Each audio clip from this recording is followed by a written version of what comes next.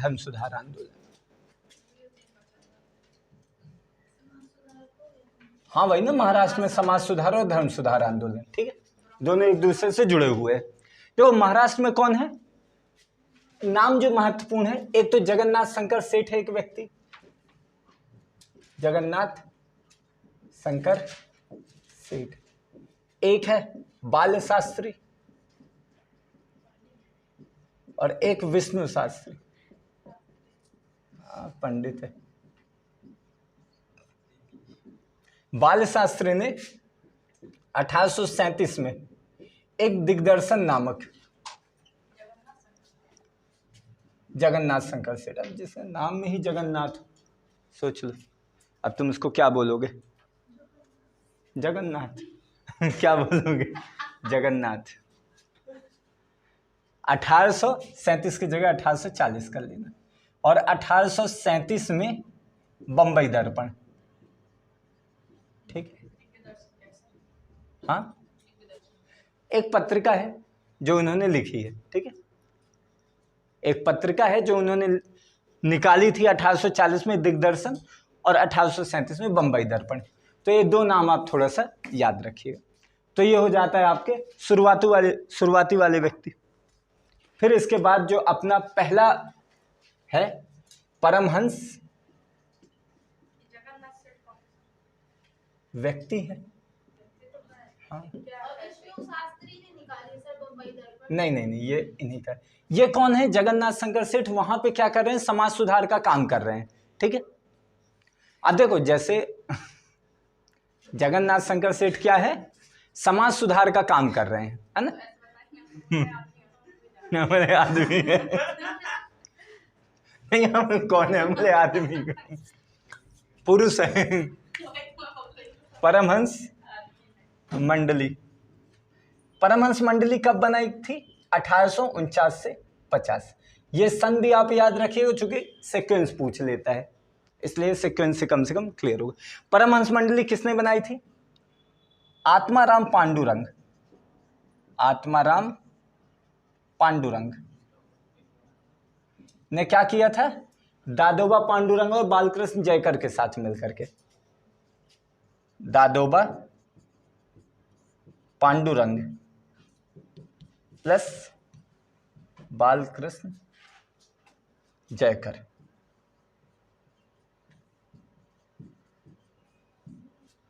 आत्माराम पांडुरंग ने दादोबा पांडुरंग और बालकृष्ण जयकर के साथ मिलकर के क्या बनाए, परमहंस मंडली, ठीक है। तो तीन व्यक्तियों का यहां पे नाम आता है। उद्देश्य क्या है, उद्देश्य देखो, उद्देश्य समाज सुधार का उद्देश्य क्या था, एकेश्वरवाद, यानी हर एक व्यक्ति क्या करे, केवल एक ईश्वर की पूजा करे।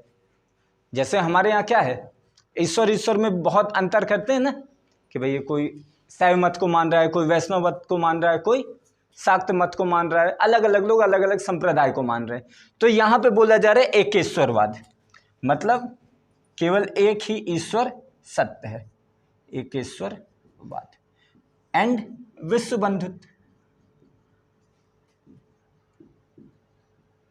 पूरी दुनिया के भाई और बहन मेरे स्वयं भाई बहन है मतलब पूरी दुनिया के।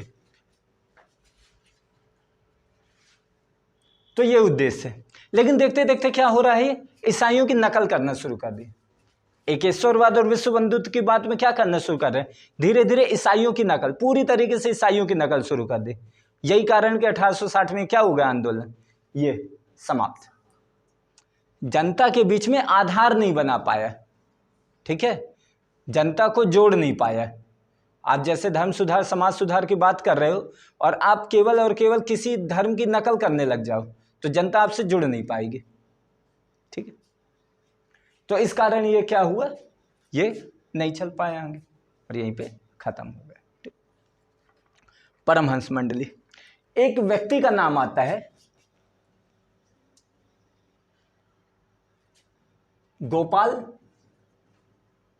हरि देशमुख, ये बहुत महत्वपूर्ण व्यक्ति। क्वेश्चन आपसे पूछेगा लोकहितवादी किसे कहा जाता है, ठीक है, तो गोपाल हरि देशमुख है, इन्हें क्या कहा रहा है, लोक हितवादी। एक चीज आप समझिए कि उत्तर भारत और एक तरीके से जो महाराष्ट्र है उसमें अंतर क्या है।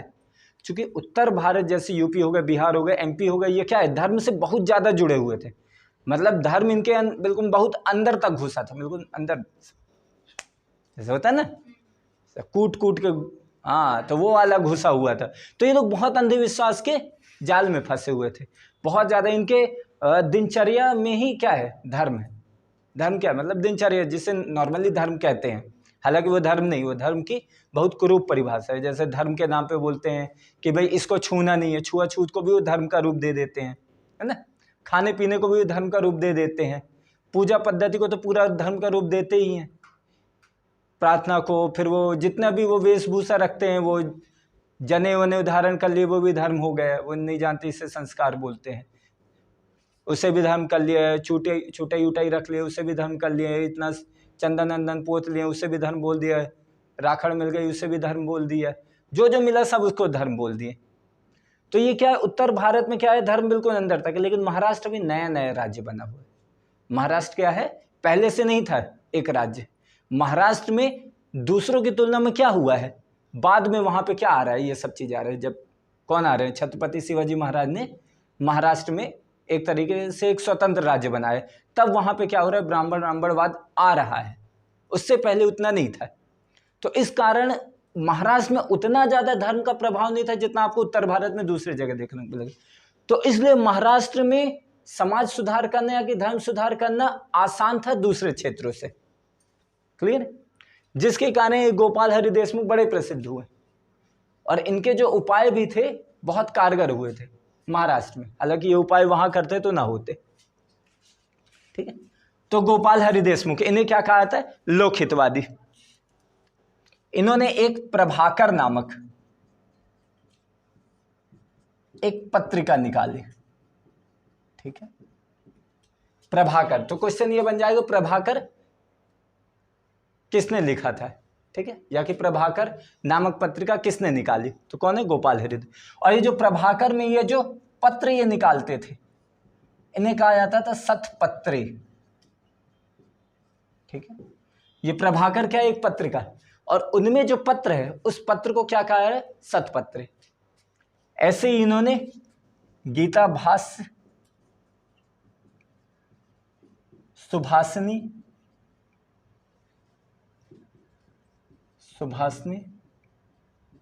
और गीता तत्व भी लिखा है। ठीक। तो गीता भाष्य, सुभाषिनी और गीता तत्व का प्रकाशन किया था गोपाल हरि देशमुख ने। क्लियर। गीता तत्व, तो ये क्वेश्चन इंपॉर्टेंट हो जाता है गोपाल हरि देशमुख से, क्योंकि महाराष्ट्र में बहुत ज्यादा, ये इनके द्वारा जो प्रकाशन हो रहे हैं, जो पब्लिकेशन हो रहे हैं। ठीक है।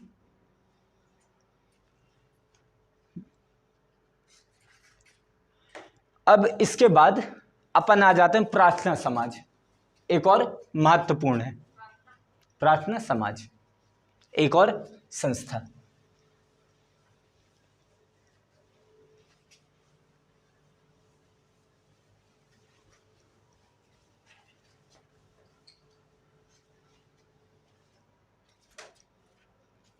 प्रार्थना समाज। अब देखो प्रार्थना समाज क्या है, कहां पे है, बंबई। कब बन रही है, 1867। डेट इंपॉर्टेंट है और प्रार्थना समाज अपने में महत्वपूर्ण है। ठीक है। किसने बनाया, आत्माराम पांडुरंग।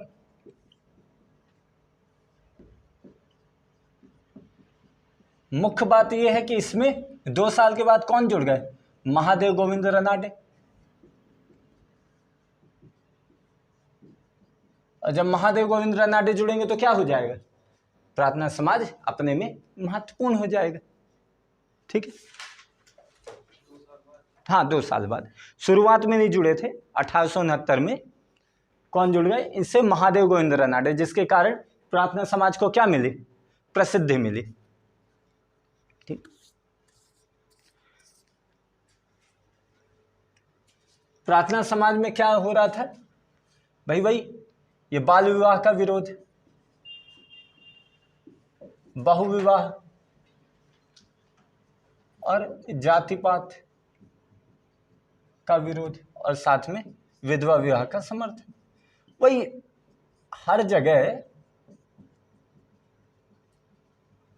ठीक है, हर जगह एक ही तरीके के सुधार हो रहे हैं। आप देख रहे हो, क्योंकि ये महसूस किया जा रहा है कि महिलाओं की स्थिति बहुत ज्यादा खराब है और महिलाओं की स्थिति, स्त्रियों की दशा में सुधार करना आवश्यक है। तो स्त्रियों की दशा ही सुधारी जा रही, चूंकि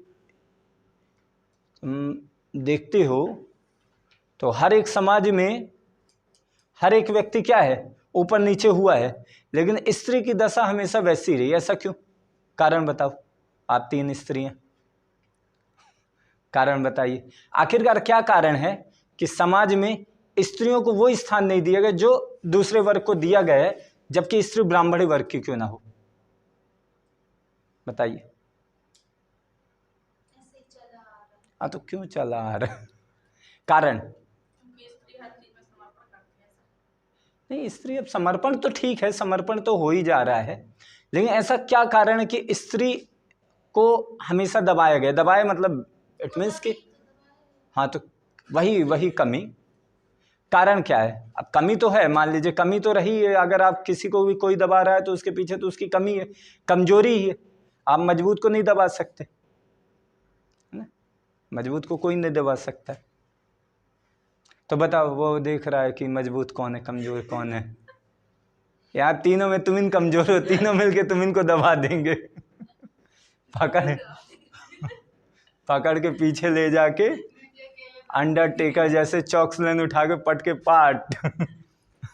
फिर वंदना आएगी, एक मारेगी चॉक्सलाइन, फिर रोमन रेंस जैसे वो मारेगी, इसके भरता बन जाएगा। चलो बताओ, देखो कारण ये होता है कि अगर आपको जाति व्यवस्था को भी बना करके रखना है तो महिला क्या है? अगर महिला किसी भी तरीके से किसी दूसरे के साथ अगर विवाह कर ली तो जाति पात सबसे पहले क्या होगा? खत्म होगा। जो आपने एक वर्ण व्यवस्था आपने बनाई, एक जाति व्यवस्था बनाई कि भैया ब्राह्मण, क्षत्रिय, वैश्य, शूद्र, और किसके आधार पे चल रहा है? इसी के आधार पे चल रहा है। विवाह के आधार पे क्या हो रहा है? ये सारी चीजें चल रही हैं। भाई विवाह होगा, उसी के आधार पे क्या हो रहा है? आगे ये सब जनरेशन चेंज हो रही है। क्या हुआ? हाँ, देखो, विवाह के आधार पे जनरेशन चेंज हो रही है। और अगर ऐसा हो जाए कि ब्राह्मण वर्ग की महिला अगर शूद्र से विवाह कर ले तो वर्ण संकर बोलते हैं। वर्ण संकर मतलब क्या हो जाएगा? इंटरकास्ट मैरिज हुई तो अदर तू हुआ तो वर्ण संकर का मतलब क्या होता है? अधिकांश लोग इसको क्या बोलते हैं? आपका रक्त अशुद्ध हो गया। तो क्या किया जाएगा? हमेशा कोशिश यही की जाएगी कि महिलाओं को कभी भी अधिकार मत दो, महिलाओं को कभी भी छूट मत दो, महिलाओं को हमेशा घर के अंदर रखो। चूंकि अगर महिला बाहर जाएगी तो क्या हो सकता है? प्रेम प्रसंग में पड़ सकते, अपने अधिकारों को समझ सकते, कोई उसे भा सकता है, भले वो नीची जाति का हो। और अगर ऐसा हुआ तो क्या होगा? सबसे पहले कौन सी चीज खत्म होगी? जाति व्यवस्था। और हिंदुओं की जाति व्यवस्था क्या है? उनके धर्म का मूल आधार है, जो आज भी है बहुत ज्यादा। और अगर महिलाओं को ऐसी छूट मिल जाए तो जाति व्यवस्था रहेगी? तो इसीलिए कोई भी समाज रहा हो, किसी भी समाज में महिलाओं को कोई भी अधिकार नहीं दिए गए। उसके पीछे कारण क्या है? केवल और केवल अपनी जो धर्म व्यवस्था है उसको बनाए रखना, अपनी जाति व्यवस्था बनाए रखना। ठीक है, अगर महिला एक बार अगर निकल गई तो भाई साहब उनका तो क्या हो गया? उनका पूरा कुल निपट गया। जितना वो बना करके रखें, तो कोशिश करेंगे ना महिलाओं को कैसे भी करके दबा के रखा जाए, घर के अंदर रखा जाए, कोशिश किया जाए उन्हें ज़्यादा से ज़्यादा अधिकार ना दिया जाए। इसलिए महिलाओं और शूद्र दोनों की स्थिति को सेम कर दिया गया। बहुत जगह आप पढ़ते हो कि जैसे शूद्र को वेदों का अध्ययन करने का अधिकार नहीं था, वेद सुनने का अधिकार नहीं था, यज्ञ करने का अधिकार नहीं था, यज्ञोपवीत पहनने का अधिकार नहीं था, वैसे ही महिलाओं को, यहाँ तक चाहे वो ब्राह्मण कुल की महिला हो, ना ही वो कोई वेद सुन सकती, ना ही वेद पाठ कर सकती थी। ठीक है, तो इस तरीके से उसे अधिकारों से वंचित करके उसे हमेशा ये याद दिलाए कि तुम क्या हो? तुम नीची हो। और कोई व्यक्ति के मन में बहुत गहराई तक ये चीज चला जाए कि मैं नीचा हूं। अशिक्षा नहीं, ये तो शिक्षित व्यक्तियों ने बनाया ना। अशिक्षा, शिक्षित रहती थी, समझती अरे आज भी तो शिक्षित है ना, तो क्या आज वो इस सब चीजों से निकल पा रही हैं? बहुत तो निकल रही, तो कोई घर से भी तो निकल जा रही हैं। दिक्कत क्या है? क्योंकि इतने अंदर तक वो घुसा है। अब वो ये जाति-पाति वाले में सब नहीं, मैं बोला ना, अभी आप लोग बहुत छोटी जगह में डाटा आप उठा करके देखोगे, 1990-2000 के समय में वुमेन एम्पावरमेंट यानी वुमेन फोर्स जो था, वर्क फोर्स में महिलाओं का जो पार्टिसिपेशन था वो समथिंग 30 से 40% था, अभी 18% है। मतलब गिरा है। अभी आप ये नहीं बोलो कि महिलाएं बहुत ज़्यादा बाहर जाकर के काम कर रही हैं, कि महिलाएं शिक्षित होने के बावजूद वो घर में बैठना पसंद कर रही हैं। बहुत सारी महिलाएं अच्छा खासा पढ़ने लिखने के पीछे भी उनका ये कारण कि एक अच्छी शादी हो जाए, एक अच्छा जीवन साथी मिल जाए, ताकि भाई देखो, अगर पढ़ी लिखी नहीं रहोगे तो एक पढ़ा लिखा लड़का क्या पहले मांग रहा है? डिग्री होनी चाहिए उसके पास। तुम्हारे पास डिग्री नहीं तो अच्छा लड़का नहीं मिलेगा। तो डिग्री भी ली जा रही किस लिए? ताकि अच्छी शादी हो जाए। तो आज के टाइम पे लड़कियां भी क्या हो रही हैं? तो इसीलिए तो क्या हो रहा है, वर्क फोर्स में पार्टिसिपेशन कम हो रहा है ना, नहीं तो कौन सा दूसरा कारण है? भैया आज से 20 साल पहले और आज के समय में अंतर है। आज ज़्यादा शिक्षा है, आज ज़्यादा शिक्षित है, आज महिलाएं ज़्यादा जागरूक, तो कम क्यों हो रहा है? डाटा बता रहा है। ठीक है, उसके पीछे कारण है ना। तो जैसे आप बोल रहे हैं कि शिक्षा नहीं थी, तो शिक्षा तो आज भी है। शिक्षा क्या है? शिक्षित व्यक्तियों ने ही ये सब नियम बनाए ताकि कोई दूसरा हमारी जगह न ले पाए। ठीक है, क्लियर है? हाँ, तो ये है भाई। तो इसीलिए इन सब चीज़ों, तो देखो, जब समाज सुधार की बात आ रही है तो आप जितना भी समाज सुधार कर रहे हो उसमें क्या देखा जा रहा है? स्त्रियों के ऊपर महत्व दिया जा रहा है, क्योंकि स्त्रियां शुरू से ही क्या है? दबी हुई हैं। और अचानक से बोला जा रहा है कोई भी समाज आगे नहीं बढ़ सकता जब तक स्त्रियों की दशा नहीं सुधारी जाएगी। तो ये किया जा रहा है। क्लियर है? ठीक है, चलो। तो फिर हो जा रहा है, और बाकी वही चीज, एकेश्वरवाद और विश्व बंधुत्व हर जगह एक ही किया जा रहा है। ठीक, तो ये हो जा रहा है आपका प्रार्थना समाज। अब इसके बाद स्वामी दयानंद सरस्वती, एक और महत्वपूर्ण व्यक्ति, आर्य समाज। चलो भाई, वंस मोर, स्वामी दयानंद सरस्वती। क्या इन्होंने बनाया था? आर्य समाज।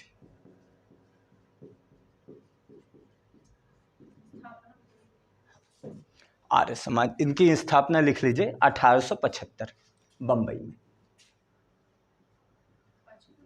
75 ये वही समय है ना। आप देखिए कौन सा समय है? 1857 के बाद वाला समय है, जब अंग्रेजों ने क्या बोल दिया है, अब हम कोई सामाजिक सुधार नहीं करेंगे। समझ रहे हो? 1857 से पहले क्या हुआ? सामाजिक सुधार हुए, जिसके आधार पर 1857 का विद्रोह हुआ।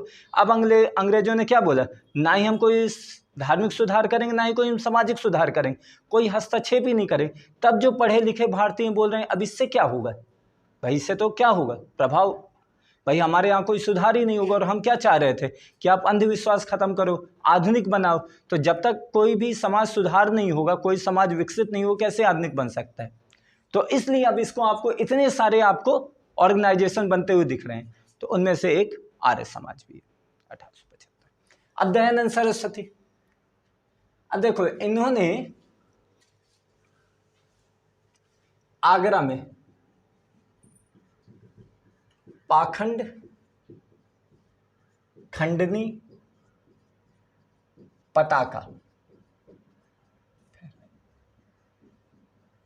मतलब पाखंड खंडनी, यानी जो पाखंड हो रहा है उसका खंडन करना, उसको समाप्त करने के लिए इन्होंने क्या किया? शुरुआत की। ठीक, पाखंड खंडनी, पताका फहराई। इन्हें भारत का क्या कहा जाता है? Martin Luther king. Martin Luther king. तो क्वेश्चन आपसे पूछ देगा, भारत का मार्टिन लूथर किंग किसे कहा जाता है? स्वामी दयानंद सरस्वती। इसके अलावा वेलेंटाइन चिरोल, ने इन्हें क्या कहा है? भारतीय अशांति का जन्मदाता। हाँ, अशांति क्यों फैला रहे हैं? क्योंकि उनके खिलाफ है, समझ रहे हो? अंग्रेजों के खिलाफ है तो बोलते हैं भारतीय अशांति का जन्मदाता। बड़े भारत बहुत ज्यादा शांतिपूर्ण था, ये क्या कर रहे हैं? दिक्कत ये है ना कि एक केशव चंद्र सेन और दूसरा स्वामी दयानंद सरस्वती को अंग्रेज क्या समझ रहे हैं? बहुत ही उनके काम का व्यक्ति समझ रहे हैं। लेकिन स्वामी दयानंद सरस्वती थोड़ी उल्टी खोपड़ी के हैं। उन्हें एक बार एक गवर्नर जनरल ने बुलाया और बोला कि आपको केवल और केवल महारानी की थोड़ी सी बड़ाई करनी। उन्होंने इनकार कर दिया, बोल दिया नहीं। तब ये समझे अरे ये तो हम इसको सेतु को ही सपोर्ट कर रहे हैं। अंग्रेज एक तो स्वामी दयानंद सरस्वती को सपोर्ट करते थे और साथ में केशव चंद्र सेन को सपोर्ट करते थे। दो व्यक्तियों को बड़ा सपोर्ट करते थे।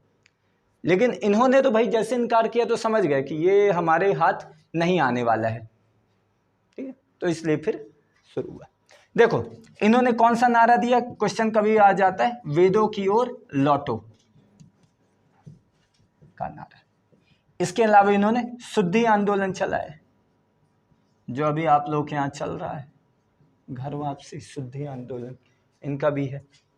इसके अलावा इन्होंने गोरक्षा समिति बनाई, ठीक है। इसके अलावा इन्होंने हिंदी को राष्ट्रभाषा बनाने के लिए कहा, ठीक है। इन्होंने बोला हिंदी क्या होनी चाहिए? राष्ट्रभाषा होनी चाहिए। हिंदी को राष्ट्रभाषा बनाने के लिए इन्होंने कहा।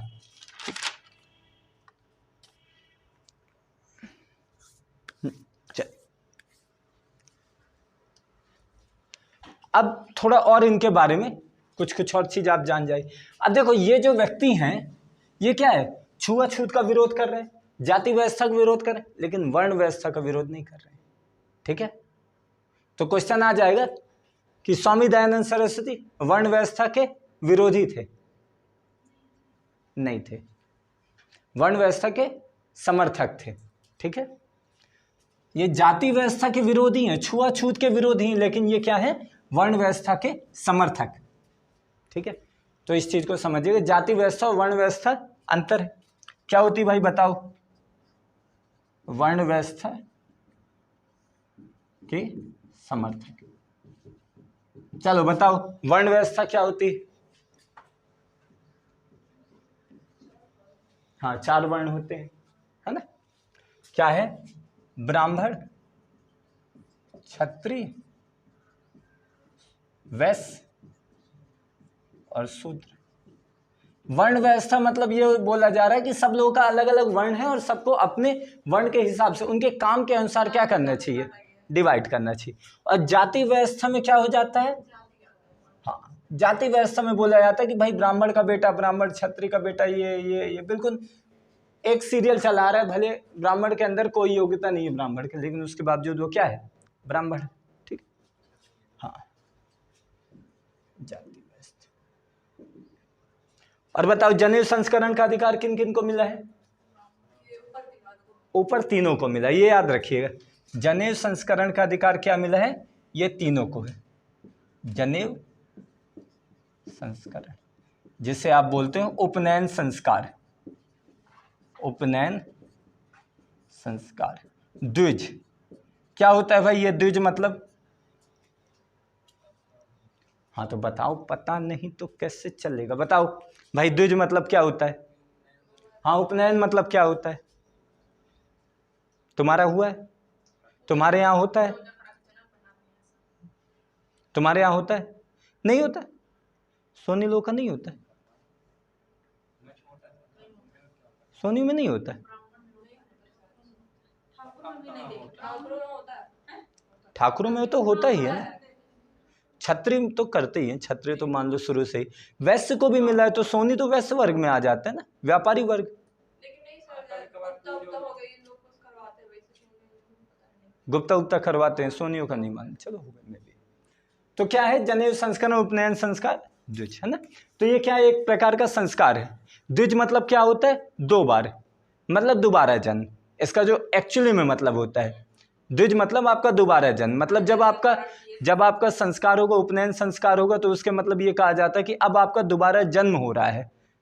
अब आप वो पुराने जन्म को छोड़ करके अब आपको क्या करना है, नई चीजें सीखनी, ज्ञान अर्जित करना है। हालांकि उसका मतलब केवल और केवल जनेऊ तक ही सीमित कर दें। बाथरूम जाएंगे तो ऐसे ऐसे खोसेंगे, माने ठीक है नहीं, तो बहुत ऊपरी है ये सब। क्लियर? तो ये वर्ण व्यवस्था की क्या है, ये समर्थक है। वो रहा था मतलब पहले जब लोग स्कूल के लिए भेजे जाते रहे तो जनेऊ संस्कार का कि आपसे शिक्षा ग्रहण करने के लिए। हाँ देखो, जनेऊ संस्करण का मतलब ही होता है कि जैसे अब आपका बालपन जैसे खत्म हो रहा है, बालपन के बाद क्या हो रहा है, अब आपके बोध को प्राप्त करना, मतलब आपको चेतना, यानी अब आपके अंदर ज्ञान आना चाहिए।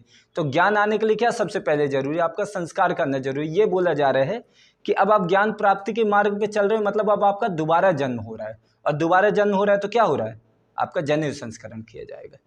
ठीक है, तो उसको इसलिए रखा जाता था कि कोई भी गुरु तब लेता था उनको, बोलता था, गुरु का ये कहना है कि अब तुम पुराना जीवन छोड़ दोगे और अब से यहाँ तुम्हारा नया जन्म हो रहा है, और अब वो जो तुम्हारे पुराने जितने भी चीज़ है वो सब किनारे, जो 6-7 साल तुमने जिया वो अलग है। अब इसके बाद जैसे पहले गुरुकुल परंपरा चली आती थी ना, कि 12-12, 15-15 साल के लिए गुरु अपने पास लेकर के जाते थे, वहीं पे पूरी तरीके से शिक्षा देते थे, उनका पूरा बचपन ही वहाँ जाता था, और फिर जैसे हो जाता था फिर वो जवान हो जाते तो गृहस्थ जीवन में उनको छोड़ दिया जाता था। ठीक है, तो गृहस्थ जीवन में उनको भेज दिया जाता था। 50 साल में गृहस्थ जीवन चले, 50 साल में तुम्हारी शादी होगी, और शादी हो भी जाएगी, तुम कुछ 50 साल में तुम कुछ करने योग्य रहोगे पहले सर पहले सर ऐसा थोड़ी, पहले क्या नपुंसक लोग नहीं थे क्या, ये आज ही शुरू हो रहा है? पहले भी चीजें थी, आज भी चीजें हैं। पहले समझ रहे हो, कोई अगर बोल दे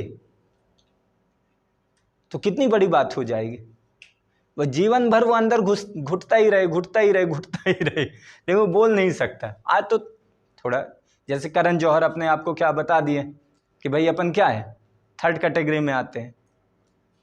ऐसे थोड़ी कभी पहले कोई बोल पाता रहा, पहले और अब में अंतर है। तो क्या हो रहा है, अब इसके बाद ये क्या कर रहे हैं, कुछ कुछ चीजें उनको बोल रहे हैं। तो इन्होंने कुछ, सबसे पहले इन्होंने बोला वेद, बोल रहा है सत्य केवल कहां पे है, वेदों में है। ठीक है, बोले अगर आपको यज्ञ करना है तो वेद है, वेदों के मंत्रों के उच्चारण के आधार पे आपको यज्ञ करना है। इन्होंने मूर्ति पूजा का विरोध किया, ये याद रखिएगा, मूर्ति पूजा का विरोधी। हाँ, स्वामी दयानंद सरस्वती क्या है, तो क्वेश्चन तुमसे बन जाएगा, स्वामी दयानंद सरस्वती मूर्ति पूजा के समर्थक थे? तो नहीं, वेद है, ये बोल रहे हैं कि वेदों में केवल सत्य है। तो अगर आपको सत्य जानना है, अगर आपको ये मानना है कि सत्य कहाँ है, तो केवल वेद है। ठीक है, और बोल रहे हैं अगर जो आप यज्ञ कर रहे हो तो यज्ञों में मंत्रों का सबसे ज्यादा महत्व है। तीसरा बोल रहे हैं मूर्ति पूजा का विरोधी, अवतारवाद के विरोधी, अवतारवाद के विरोधी, धार्मिक तीर्थ यात्राओं के विरोधी, तीर्थ यात्राओं के विरोधी। ठीक है, यानी ना ये अवतारवाद की बात कर रहे हैं, ना ये मूर्ति पूजा का समर्थन कर रहे हैं, ना ही कोई धार्मिक तीर्थ यात्रा की बात कर रहे हैं। जो भारतीय लगे हुए ना, हमारा जीवन तर जाए जो अगर हम चारों धाम की यात्रा कर लें। दीदी तो दीदी ठीक है ना, कहाँ जा रही हैं? नहीं बढ़िया, जाइए, अभी तो पटट खुला है, जाइए घूमिए घामिए, यही समय है, वादियाँ देखेंगे। चलो चलिए, अब क्या बोला जा रहा है, इन्होंने किसका समर्थन किया, इन्होंने निराकार, भगवान के कौन से स्वरूप, निराकार स्वरूप को। ठीक है, और ये किससे, कर्मवाद को बढ़ावा देते थे, मतलब कर्म ही इनकी पूजा है। धार्मिक तीर्थ यात्राओं का विरोध, ठीक है, कर्मवाद का विरोध, कर्मवाद का समर्थन, और निराकार स्वरूप, भगवान को बोलते थे कि भगवान क्या है, निराकार स्वरूप में। इसके अलावा क्या बोला जा रहा है, हिंदी, एंड संस्कृत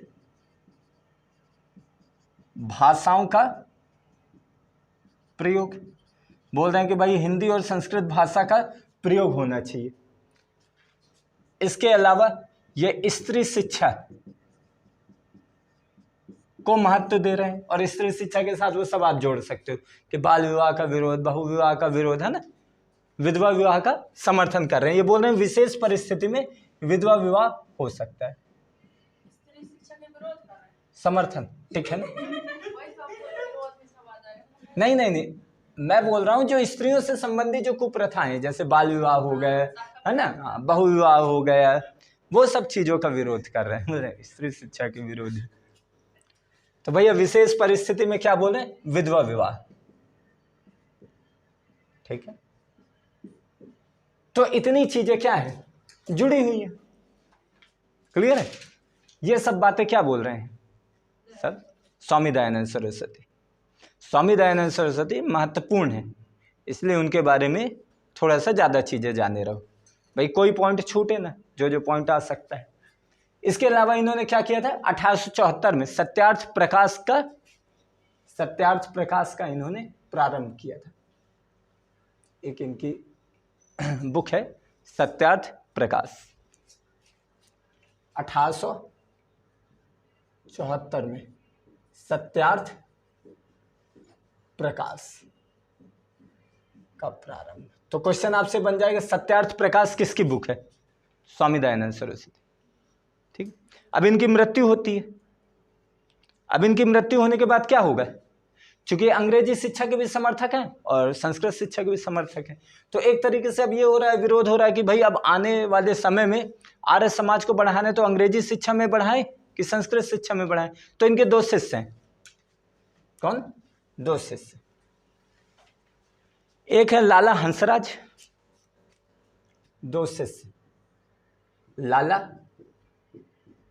हंसराज, और एक कौन है, स्वामी श्रद्धानंद, ठीक है। लाला हंसराज और स्वामी श्रद्धानंद। लाला हंसराज किसकी वकालत कर रहे हैं, अंग्रेजी की, ठीक है। ये बोल रहे हैं अब जो शिक्षा दी जाएगी आगे आने वाले समय में कौन सी दी जाएगी, अंग्रेजी में। और इन्होंने क्या किया, एक डीएवी कॉलेज की स्थापना कर ली, ठीक है। नहीं वो अहिल्याबाई नहीं, वो अलग है। दयानंद एंग्लो वैदिक स्कूल, दयानंद एंग्लो वैदिक, इन्होंने क्या किया, डीएवी दयानंद एंग्लो वैदिक स्कूल की स्थापना की। और स्वामी श्रद्धानंद ने बोला कि भाई साहब संस्कृत में हमें शिक्षा देना है, तो इन्होंने क्या किया, हरिद्वार में नहीं, हरिद्वार नहीं, बनारस में गुरुकुल विद्यालय की शुरुआत की, ठीक है। क्लियर है, स्वामी श्रद्धानंद ने, यहां तक क्लियर। तो ये बोला जा रहा है कि जैसे स्वामी दयानंद सरस्वती की क्या हो रही है, मृत्यु हो रही है, तो ये बोला जा रहा है कि भाई ज्ञान अब शिक्षा किस माध्यम में दी जाएगी। तो एक है उनके शिष्य लाला हंसराज, बोल रहे हैं कि अंग्रेजी में शिक्षा देनी है, तो उन्होंने डीएवी की स्थापना कर दी, दयानंद एंग्लो वैदिक स्कूल। और एक है स्वामी श्रद्धानंद, इन्होंने बनारस में गुरुकुल विश्वविद्यालय की स्थापना कर दी। तो इस आधार पर क्या हो रहा है, स्वामी दयानंद सरस्वती का हो रहा है। क्लियर है, ये पूरा स्वामी दयानंद सरस्वती के बारे में इंपॉर्टेंट है, हर एक चीज इंपॉर्टेंट रहती है। क्वेश्चन आएगा तो कहीं से भी आ सकता है।